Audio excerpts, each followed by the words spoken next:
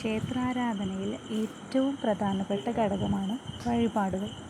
നമ്മുടെ ഗുണത്തിനും അഭീഷ്ടസിദ്ധിക്കും വേണ്ടി ഭഗവാന്റെ തിരുമുന്നിൽ സമർപ്പിക്കുന്ന ഉപഹാരമാണ് വഴിപാടുകൾ. ഭക്തനെ പൂജയിൽ ഭാഗികമായോ പൂർണ്ണമായോ ഭാഗമാക്കി തീർക്കുന്നതിനുള്ള ഒരു ഉപാധിയാണ്. വഴിപാടുകളിലൂടെ ഭക്തൻ ക്ഷേത്രദേവന്റെ ഒരു ഭാഗമായി തീരുന്നു.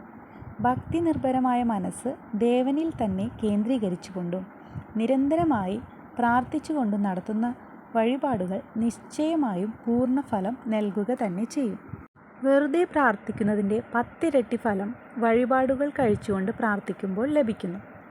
ക്ഷേത്രങ്ങളിൽ പൊതുവെ നടത്തപ്പെട്ട വഴിപാടുകളെ 6 വിഭാഗങ്ങളായി തരംതിരിക്കാം.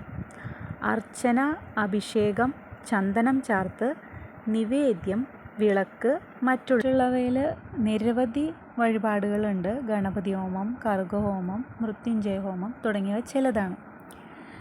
ഓരോ വഴിപാടിനും ഓരോ ഫലശ്രുതിയാണ്. അപ്പോൾ അഭീഷ്ടസിദ്ധിക്ക് മുമ്പും ശേഷവും വഴിപാട് നടത്തുന്ന പതിവുണ്ട്. വഴിപാടുകൾ നേരുന്നത് മുതൽ ഭക്തൻ്റെ ഹൃദയവും മനസ്സും ഭഗവാനിൽ കേന്ദ്രീകരിച്ചിരിക്കും.